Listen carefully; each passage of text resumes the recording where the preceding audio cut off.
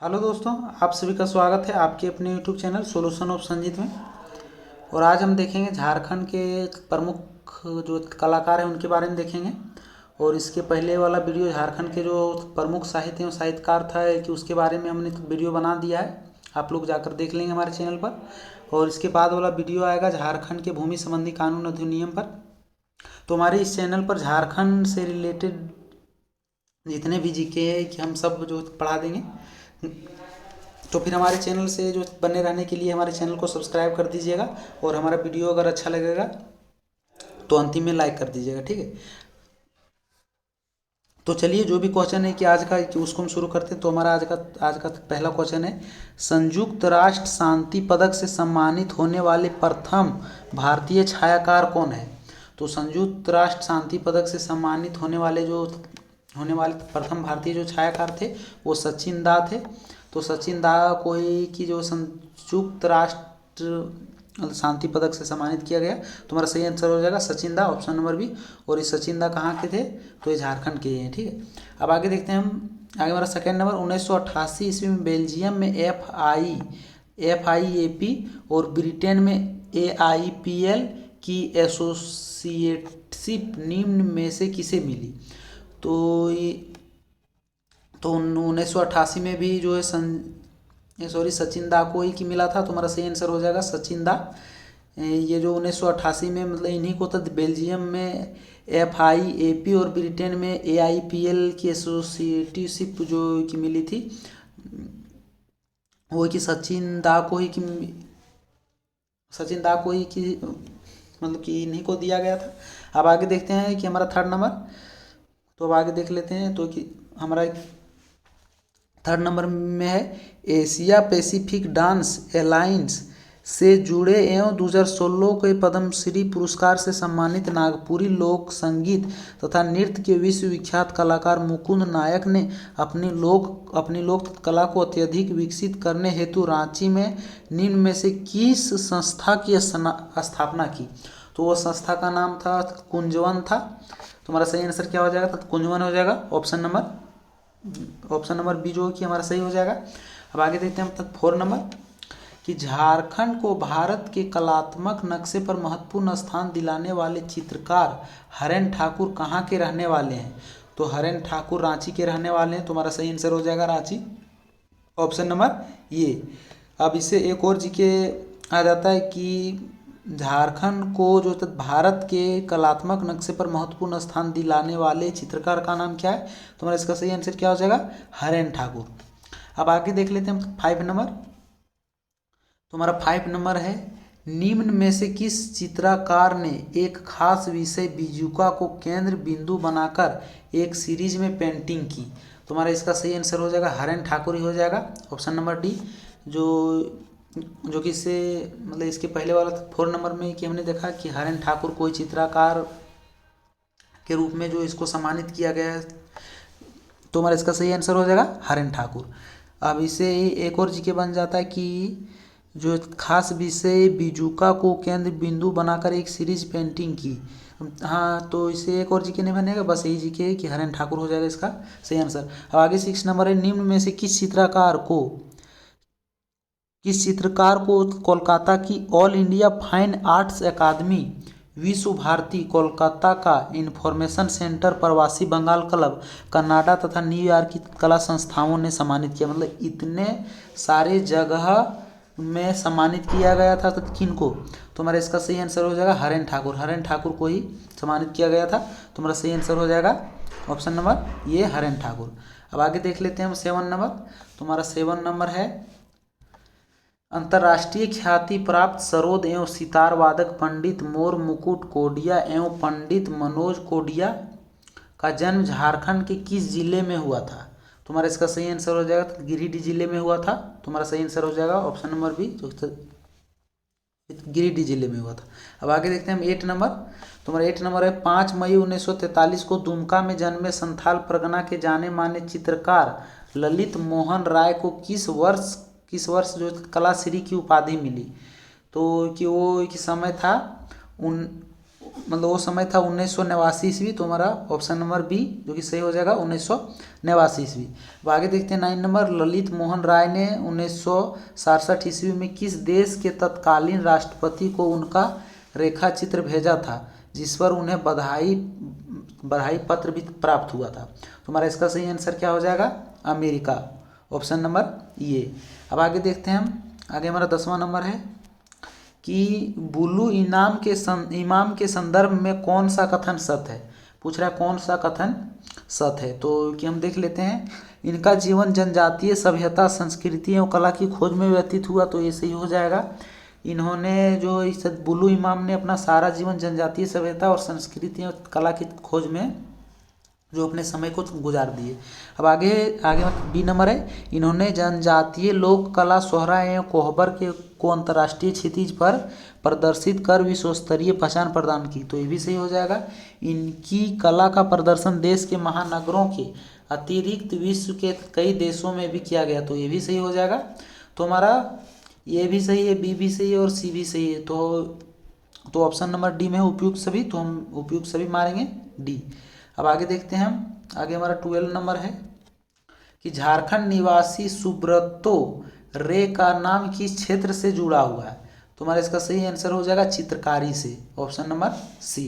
अब आगे देखते हैं कि 13 नंबर, मशहूर अंतर्राष्ट्रीय कथक नृत्यांगना उल्का सिंह का संबंध किस राज्य से है?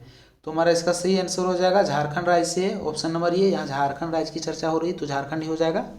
अब आगे देखते हैं 14 नंबर, संगीत नाटक अकादमी द्वारा पुरस्कृत राजकुमार सुधेंदु नारायण सिंह देव सरायकेला शैली के किस नृत्य के विश्वविख्यात कलाकार हैं?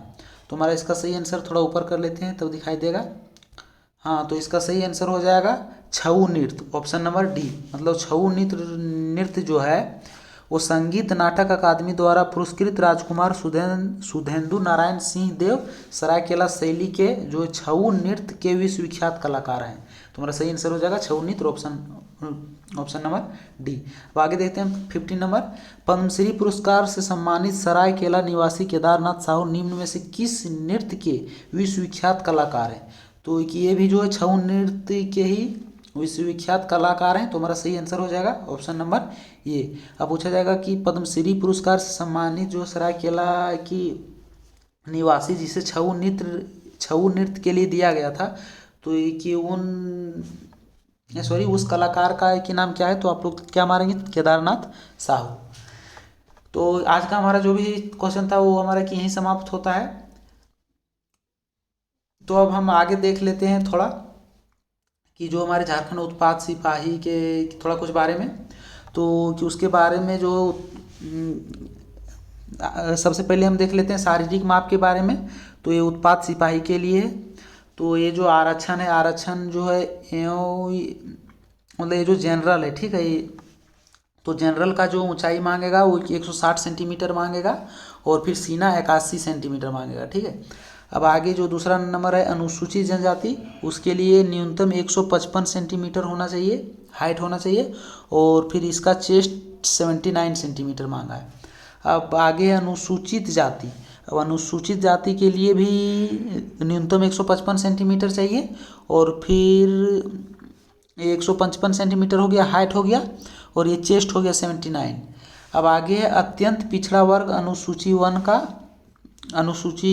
का 160 सेंटीमीटर हाइट होना चाहिए और फिर न्यूनतम जो है कि 81 सेंटीमीटर होना चाहिए उसका सीना।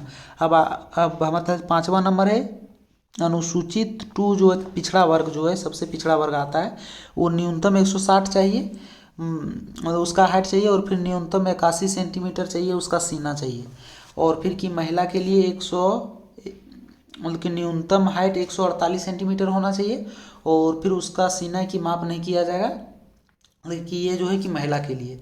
अब आगे देख लेते हैं तो हमारा ये छाती का माप हो गया 81 सेंटीमीटर हो गया कि मतलब अत्यंत पिछड़ा वर्ग और फिर कि अनुवन के लिए जो 81 सेंटीमीटर है और फिर अनुसूचित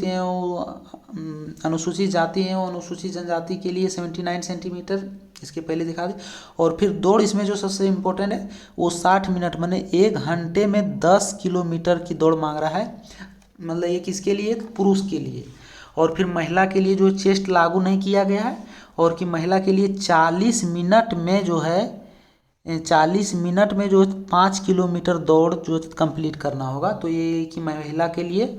उसके बाद माप जांच और फिर क्या आएगा, मतलब ये तो कि उसी समय की तय किया जाएगा, ये सब कभी नहीं दिया गया है। और फिर मतलब किस पद पर की नौकरी मिलेगी आपको, वो कि उसी टाइम जो है कि डिसाइड किया जाएगा। अब आगे देख लेते हैं इसमें क्या क्या चीज़ पूछा जाएगा। तो हमारा जो पत्र 1 है जो भाषा ज्ञान, उसमें से हिंदी अनुच्छेद पर आधारित प्रश्न जो 20 प्रश्न रहेंगे, और हिंदी व्याकरण पर आधारित प्रश्न जो 60 प्रश्न रहेंगे। अब उसके बाद लिख दिया गया कि इस विषय में हिंदी अपठित अनुच्छेद तथा हिंदी व्याकरण पर आधारित प्रश्न रहेंगे। ये जो हिंदी भाषा ज्ञान का हो गया। अब अंग्रेजी भाषा ज्ञान के लिए हो गया, थोड़ा ऊपर कर लेते हैं। इसके लिए भी अंग्रेजी अनुच्छेद पर आधारित 20 प्रश्न रहेंगे, और अंग्रेजी व्याकरण पर आधारित प्रश्न जो 20 प्रश्न रहेंगे। इसमें भी लिख दिया गया है कि इस विषय में अंग्रेजी अपठित अनुच्छेद तथा अंग्रेजी व्याकरण पर आधारित प्रश्न रहेंगे। ठीक है, अब आगे देखते हैं हम। जो हमारा पत्र 2 है वो क्षेत्रीय भाषा या जनजातीय भाषा की, जो कहीं कुरमाली के लिए संज्ञा, सर्वनाम, वचन, लिंग, पुरुष, उसके बाद भिन्नार्थक शब्द, विलोम शब्द, प्रत्यय, वाक्य, शुद्धिकरण, ये सभी रहेगा। फिर शिष्ट साहित्य के लिए कुरमाली में साहित्य के सभी पाठांश रहेगा, कहानी रहेगा, फिर गीत रहेगा, कविता भी रहेगा। और लोक साहित्य के लिए कुरमाली लोक कथा जो है उसमें से लोकगीत रहेगा, करम रहेगा, बिहार गीत रहेगा, उसके बाद कि डमकच, बांधना और सोहराय रहेगा। अब आगे देख लेते हैं जो पत्र 1 विषय मतलब कि जो भाषा ज्ञान था कि हिंदी भाषा ज्ञान, तो हिंदी भाषा ज्ञान रहेगा 80 प्रश्न रहेगा, और अंग्रेजी भाषा ज्ञान 40 प्रश्न, कुल मिलाकर हो गया 120 प्रश्न हो गया। अब यहाँ पर लिखा कि इस परीक्षा में उत्तीर्ण होने के लिए 30% न्यूनतम अर्हतांक निर्धारित रहेगा। न्यूनतम अर्हतांक से कम अंक प्राप्त करने वाले अभ्यर्थी नियुक्ति के लिए चयन हेतु असफल या अयोग्य माने जाएंगे। प्राप्त अंक मेधा निर्धारण के लिए नहीं जोड़ा जाएगा। तो जो यहाँ तक बोला गया है कि 120 प्रश्न में से जो है मतलब कि 30% न्यूनतम मतलब कि लाना चाहिए, मतलब कि अंक, तभी आप चयन होंगे। तो 120 प्रश्न के लिए जो है 120/100 कर दीजिए, और फिर गुना 30 कर दीजिए, जो है कि आपका आ जाएगा कितना नंबर कि आपको लाना होगा 100। तो 1 0 काट दिए, और फिर 1 0 यहाँ से कट गया, तो कि 12 × 36 मतलब कि आपको 36 प्रश्न जो है सही करने होंगे। अब हम आगे देख लेते हैं। तो आगे हमारा पत्र 2 है जो कि क्षेत्रीय जनजातीय भाषा में उर्दू, संथाली, बांग्ला, मुंडारी, हो, खड़िया, कुड़ुक, उरांव के लिए है। कुरमाली, खोरठा, नागपुरी, पंचपरगनिया, उड़िया में किसी एक भाषा की परीक्षा विकल्प के आधार पर अभ्यर्थी दे सकेंगे। इस परीक्षा में संबंधित भाषा में 100 बहुविकल्पीय उत्तर आधारित प्रश्न पूछे जाएंगे। आप जो उर्दू रख सकते हैं, संथाली मतलब कि इस जो क्षेत्रीय भाषा आपको जो अच्छा लगेगा, तो झारखंड के लिए जो बहुत सारे लोग खोरठा के लिए जो बहुत अच्छा रहता है। अब आगे यहाँ की नोट पर लिख दिए कि पत्र 2 में 30% न्यूनतम अंक जो प्राप्त करना अनिवार्य रहेगा। मतलब इसमें से जो 100 प्रश्न रहेंगे उसमें से आपको 30 प्रश्न जो है कि सही करने होंगे। ठीक है, तभी आपका जो है कि चयन हो पाएगा। उसके बाद यहाँ लिख दिया गया है पत्र की 3 में, इस पत्र में पूछे जाने वाले प्रश्नों की संख्या 120 मतलब कि 120 होगी। विषय तथा प्रश्नों की संख्या अधोलिखित होगी। मतलब सामान्य अध्ययन ये हमारा 40 प्रश्न रहेगा, और झारखंड राज्य से संबंधित ज्ञान जो 50 प्रश्न रहेगा। अब आगे क्या है, तो आगे सामान्य विज्ञान भी रहेगा तो 20 प्रश्न रहेगा, और सामान्य गणित भी जो है 10 प्रश्न रहेगा। कुल टोटल जो 120 प्रश्न रहेगा, और इसमें से भी आपको मतलब 30% न्यूनतम अंक जो प्राप्त करना अनिवार्य होगा। मतलब कि जो इसमें से कितना लाना होगा आपको 30% बोला गया है। तो कि 30% कितना हो गया 120 जो प्रश्न है उसको 100 से भागा दे के आपको 30 से गुना कर देंगे। 1 0 1 0 1 0 1 0 कट गया, और फिर 12 × 3 बराबर आपको 36 प्रश्न सही करने होंगे, तब आपका जो है चयन हो पाएगा। तो क्या आशा है कि हमारा वीडियो जो है कि आपको समझ में आ गया होगा। तो चलिए फिर आप लोगों से मिलते हैं कि नेक्स्ट वीडियो में, तब तक के लिए जय हिंद।